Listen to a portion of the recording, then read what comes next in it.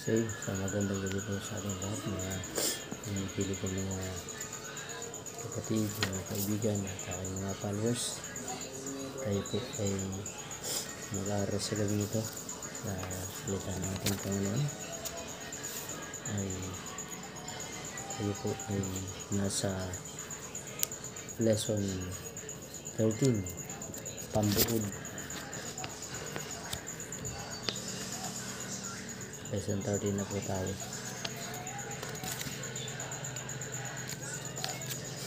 Pambuod, pagkakilala, pagkilala kay Jesus at ang sa kanyang salita.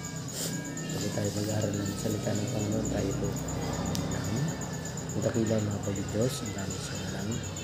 Sa gabi nitong kapasurit, nagpapasalamat sa inyong pag-ibig na patuloy ng ginagawa sa amin. Salamat din Panginoon sa inyong pagutihan at sa inyong pag-ibig na napadama sa amin. Salamat sa inyong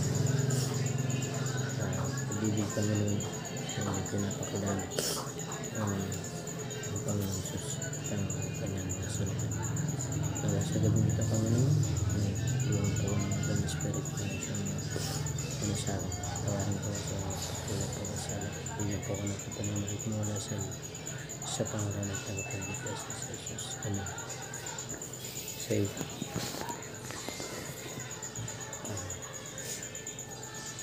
pag-aaral natin po sa gabi ito ay pamagat na papanatilihin ang iyong mga mata kay Jesus. Lunes, December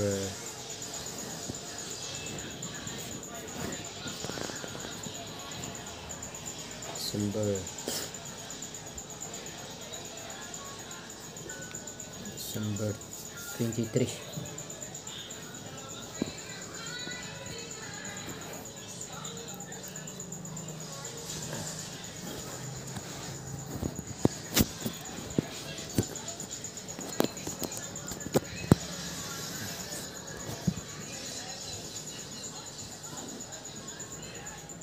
Okay, simula na.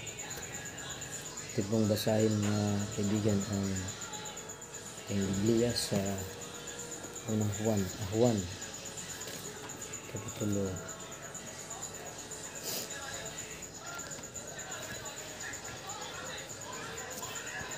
21.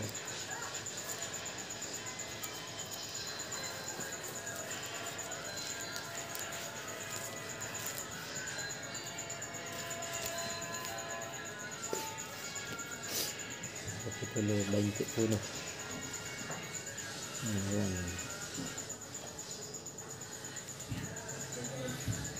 21 versikulo 20 hanggang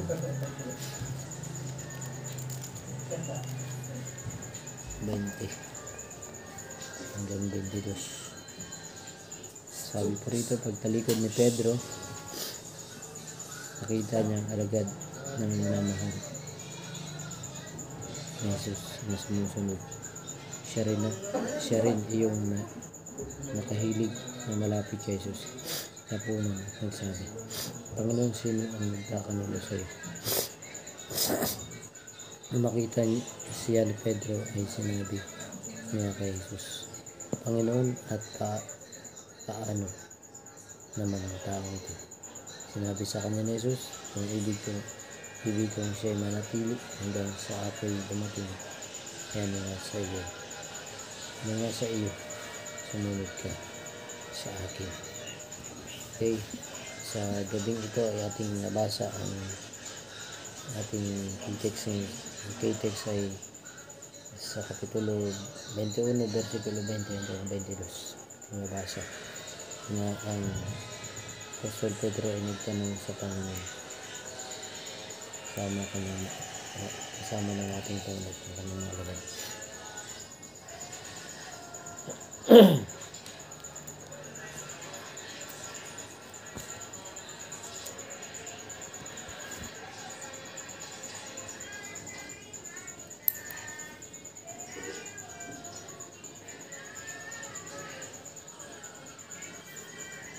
Tuloy tayo. Anong tanong ang umakay kay Pedro sa maling landas? Paano itinawid ni Jesus ang landas? Kapapanumbalik pa lang ni Jesus kay Pedro at sa ministeryo at sinabi kay Pedro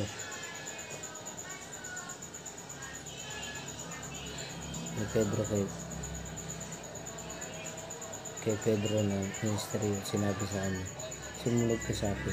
Juan Kapitulo 21 versikulo 10. Magbasahin ng Juan Kapitulo 21 versikulo 10. So sa rito, nabi sa kanila ni Jesus, dalhin ninyo rito ang ilang isdang nahuli ninyo ngayon. Ito marahil ay isang aktwal na lumingon at nakita. Ito marahil ay isang aktwal na physical na pagsunod kay Jesus sa dalampasigan, at ito ang dahil si Pedro ay lumingon at nakita si Juan na sumusunod kay Jesus, at nagtanong siya tungkol kay Juan, Panginoon, at paano naman ang tao ito?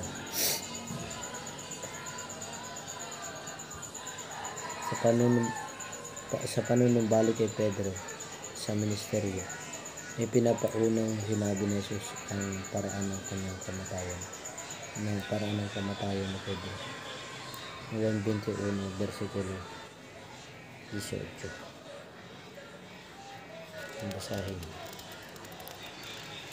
Juan 28. Juan Kapitulo 21 versikulo 18.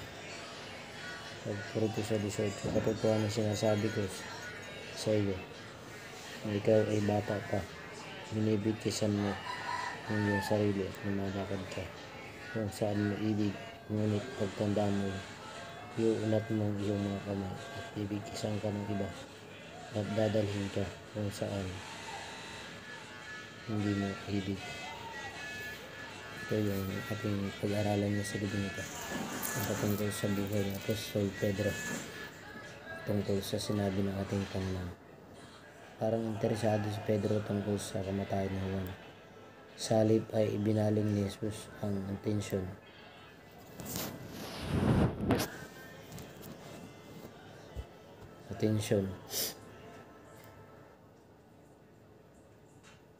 ni Pedro sa isyu ng pagsunod sa kanya, at hindi nababahala sa kung ano ang mangyayari sa ibang alagad. Basahin ang 21, Kapitulo 21, versikulo 23 hanggang 25. Kahit kumalat ang sabi-sabi sa mga kapatid na ang alagad na iyon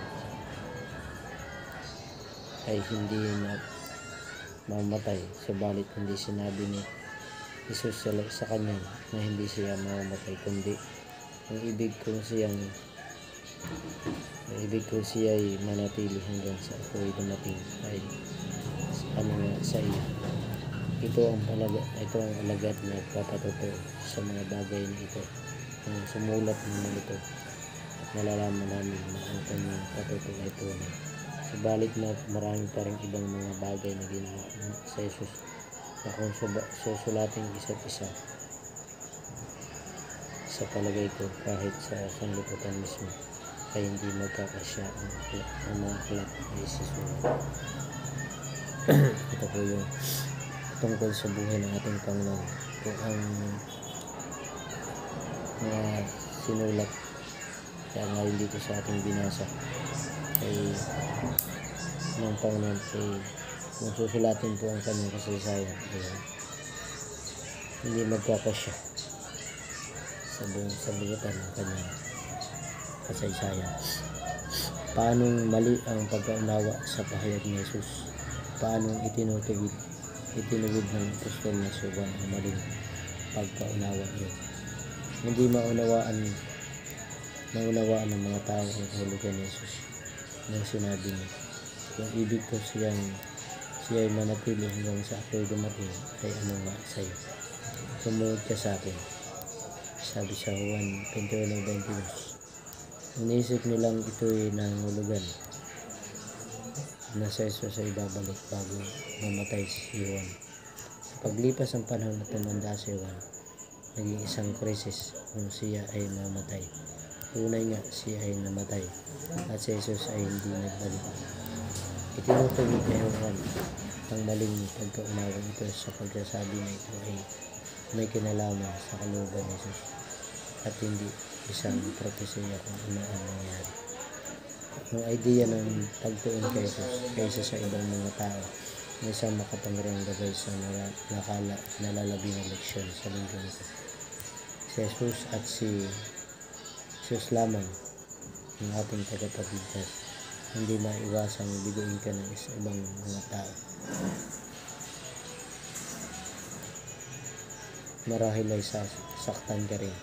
Ang mga katotohanan saklaw para sa Martes hanggang Bibis ay tatalakay sa tema ng pagkaunawa sa salita ng Diyos at may layuning makilala at sumunod kay Jesus na siya lamang ang dapat na maging ating Panginoon at patnubay anuman ang tulong, payo at patnubay na maaring maibigay ng iba sa atin. Ito sa ating katapusan, gaano kadalas na binigo ka ng ibang tao na maaring tinitingala mo? Anong mga leksyon, gaano man kahirap ang natutunan mo mula sa karanasan yun? Kaya sa gabing ito, mga ginigilig ng mga taga-subaybay ng panatilihin ang iyong mga mata sa Jesus. Kaya tayo sa gabing ito, tayo po ay nakatuon sa buhay ng ating Panginoon, kung ano meron ang ating Panginoon sa libing. Kaya ito po ang ating pag-aralan, ang buhay ng ating Panginoon sa kanyang paglilingkod at sa Ebanghelyo ni Juan. Tayo po ay manalangin.